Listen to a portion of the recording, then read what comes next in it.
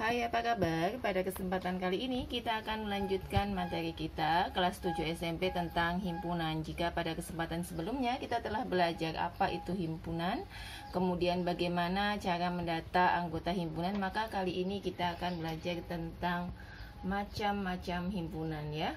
Jadi himpunan itu ada beberapa macam ya, macam-macam himpunan ya. Nah, pertama ada himpunan terhingga ya. Yang pertama ada himpunan terhingga.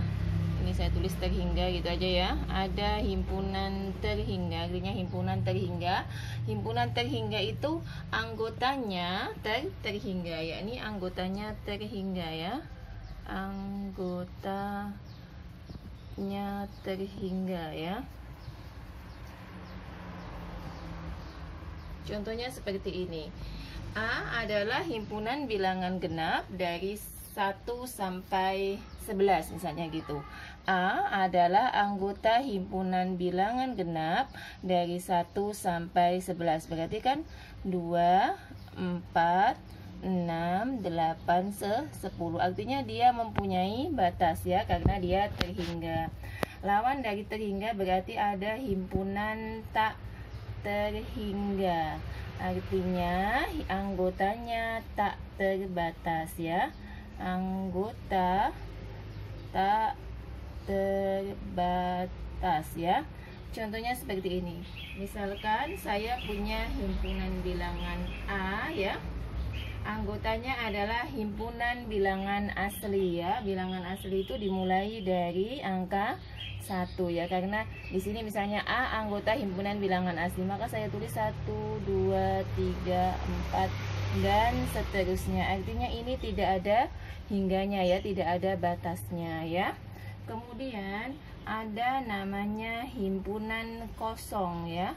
Himpunan kosong itu berarti himpunan yang tidak mempunyai anggota. Biasanya hanya dilambangkan dengan kurung keluar awal atau dilambangkan dengan 0 dikasih garis ya, artinya dia himpunan yang tidak mempunyai anggota ya. Contohnya bagaimana? Misalkan ada sebuah himpunan, misalkan himpunan A-nya adalah nama hari ya, berawalan G ya.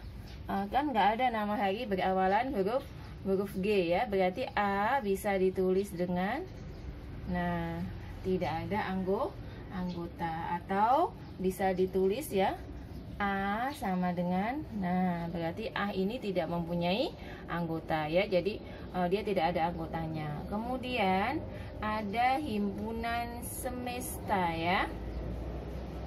Himpunan semesta adalah himpunan yang memuat semua anggota objek yang sedang dibicarakan. Memuat semua anggota objek, semua objek ya, objek yang dibicarakan ya. Maksudnya seperti ini ya, memuat semua objek yang dibicarakan. Biasanya disimbolkan dengan huruf S ya, semesta ya. Contohnya adalah semacam ini. Misalkan saya mempunyai himpunan A, itu adalah huruf vokal A, I, U, E, O ya. Maka himpunan semestanya atau S-nya adalah kemungkinannya bisa huruf abjad ya. Nah ini A ini adalah himpunan huruf vokal A, I, U, E, O, maka semestanya kemungkinannya adalah huruf abjad. Huruf abjad itu kan tidak hanya A, I, U, E, O, maka ada huruf vokal, ada huruf konsonan. Yang terakhir ada namanya himpunan bagian ya. Himpunan bagian itu bagaimana? Misalkan saya punya ya di sini ya. Misal saya punya himpunan A dan B ya. Nah, A ini simbolnya ya kayak huruf C tapi agak panjang, merupakan merupakan bagian daripada B jika setiap anggota A juga anggota B ya. Jadi himpunan anggota B. Himpunan bagian itu adalah jika setiap anggota A juga merupakan anggota B, maka A disebut himpunan bagian dari B. Tapi jika ada salah satu atau ada anggota A yang bukan merupakan anggota B, maka A bukan himpunan bagian dari B. Jika ada anggota A bukan anggota B ya, bukan B ya, gitu maksudnya. Contohnya semacam ini ya. Di sini ya contohnya. Misalkan saya punya anggota himpunan A itu nilainya adalah 1 2 3 ya. Kemudian ada himpunan B. Di sini saya mempunyai 0 1 2 ya. Dan ada himpunan C nilainya adalah 1 2 3 4 5. Nah, dari sini kita akan mengambil sebuah kesimpulan ya, bahwa setiap anggota A ada di C. Berarti A itu adalah himpunan bagian daripada C ya, karena setiap anggota A masuk di anggota C.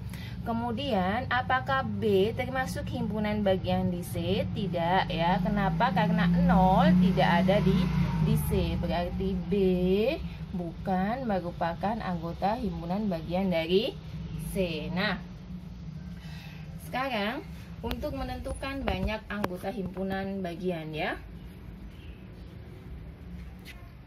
Nah, banyak anggota himpunan bagian. Kalau tadi tentang himpunan bagian, sekarang jumlah anggota himpunan bagian adalah dirumuskan dengan N besar sama dengan 2 pangkat N kecil, di mana N ini adalah banyak anggota himpunan dan N yang kecil ini adalah jumlah himpunannya sendiri ya. Misalnya di sini lebih contohnya gini ya.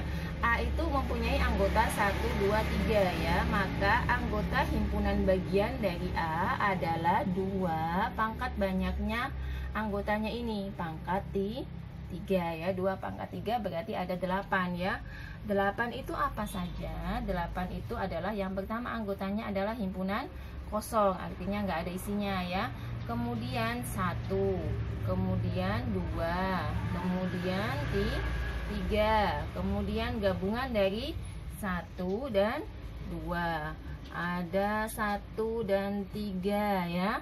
Ada lagi berapa? 2 dan 3. Kemudian yang terakhir adalah 1, 2 dan 3 ya. Jadi ini anggota-anggotanya ya. Maka nanti kalau dalam soal disuruh menentukan banyaknya anggota himpunan, berarti 2 dipangkatkan banyaknya jumlah anggotanya himpunan ini ya. Baik, selanjutnya ada diagram Venn ya.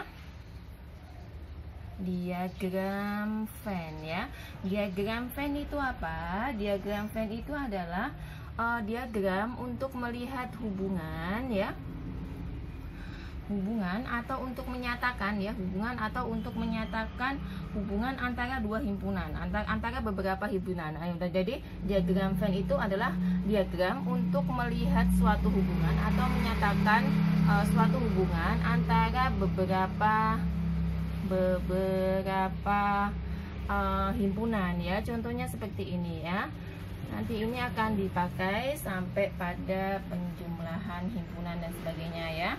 Maka harus bisa ya. Di sini aturannya adalah ada beberapa hal dalam suatu himpunan diagram Venn ini yang harus diperhatikan. Apa saja? Yang pertama adalah himpunan semesta ya. Himpunan semestanya ini, himpunan semesta biasanya dalam persegi panjang ya, bentuknya dalam persegi panjang ya. Kedua, himpunan yang dibicarakan ya, yang dibicarakan atau sedang dibicarakan biasanya digunakan dalam bentuk lingkaran atau kurva tertutup ya. Yang ketiga, setiap anggota himpunan digambarkan dengan titik ya, anggota himpunan. Nah, anggota himpunannya nanti ditandai dengan tanda titik ya. Kemudian yang keempat, Jika anggota himpunannya tidak terhingga, masing-masing anggota himpunan tidak perlu digambarkan dalam suatu titik. Artinya yang keempat ini, jika anggotanya banyak, maka tidak usah diberi tanda titik ya. Contohnya semacam ini ya. Misalkan saya mempunyai sebuah himpunan ya. Himpunan di sini S itu tadi adalah semesta. Semestanya itu adalah 1, 2, 3, 4, 5, dan 6. Kemudian ada himpunan A-nya adalah 2, 4, dan 6. Maka coba gambarkan sebuah diagram Venn. Ingat, semestanya digambarkan dalam persegi panjang ya. Kemudian kita kasih huruf S di sini, artinya dia semesta. Kemudian yang dibicarakan dalam lingkaran tadi, yang dibicarakan ada 2, 4, dan 6. Didahului dengan tanda titik ya. Maka sisanya ini semestanya adalah di luar dari yang tidak dibicarakan ini. Berarti di sini 1. Misalkan saya letakkan di sini ya. Nah, semestanya adalah 1. Nah, jadi semesta ini akan mencakup ini dengan yang ada di A. Sementara yang A ini hanya yang kita bicarakan ya. Titik 1, titik 3, dan titik 5. Misalkan contoh satu lagi ya. Misalkan ada S ya. S-nya itu adalah huruf vokal gitu kan. Misalnya S, buatlah diagram Venn misalnya gitu. S-nya ini adalah huruf vokal ya. Nah, kemudian A-nya adalah A, I, U ya. A, I, U. Maka bagaimana bentuk diagram Venn-nya?